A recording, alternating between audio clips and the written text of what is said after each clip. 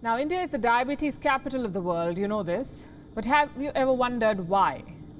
There are 195 countries in the world. Any one of them could have become the diabetes capital. Why not China? It has more people than India. Why not the United States? People surely eat more junk food there than India.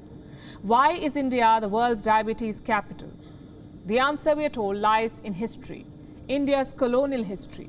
The widespread diabetes may be a colonial legacy, and the British Raj may be the reason why Indians, Bangladeshis and Pakistanis are more susceptible to diabetes and heart diseases. At least that's what experts believe. Let's try to understand why. You see, our body inherits its traits from ancestors, the way it burns fats, for instance, the way it stores nutrients. All of this has a lot to do with our previous generations, what they've passed on to us.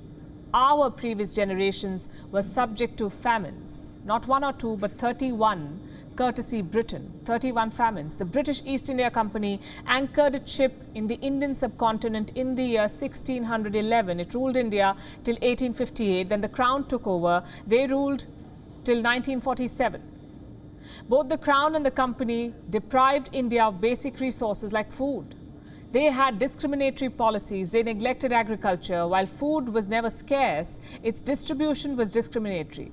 The supplies were either sent outside or transported to military warehouses. So an ordinary Indian went to bed hungry.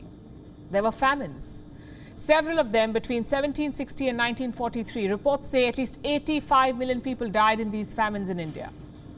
The worst one was in Bengal in the year 1943. At least 3 million people are said to have been killed. Those who survived were left physically and mentally scarred. So that's history. Now, experts say there is a link between history and health. They say surviving one famine doubles the risk of diabetes and obesity in the next generation. Surviving one famine also causes diabetes and hyperglycemia in the generations that follow. How many famines were South Asians subjected to over this period of time? 24 in 50 years, 31 if you account for all of the 18th and 19th century. Brown University says surviving one famine increases the risk of cardiovascular diseases by 2.7 times in the grandchildren, 2.7 times more at risk.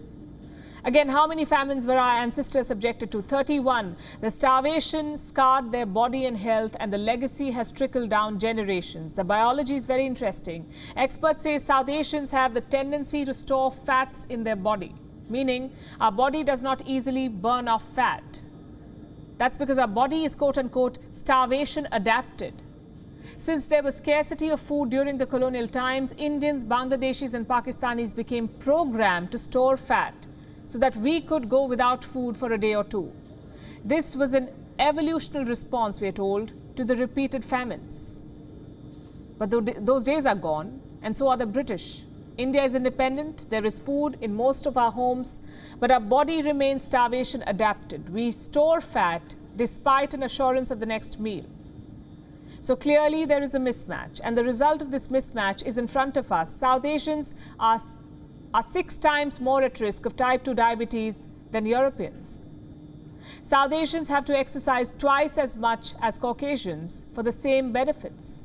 At least 72 million people in India are diabetic. 1 in 6 Indian is pre-diabetic.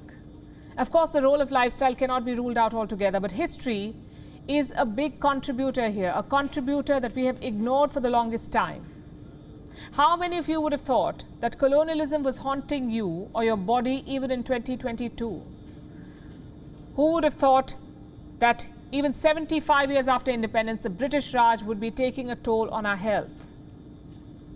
Our body, according to this research, is still reeling from the effects of colonialism. It is still battling the health inequality forced on South Asians by the British.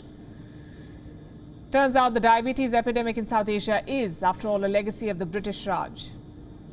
WION is now available in your country. Download the app now and get all the news on the move.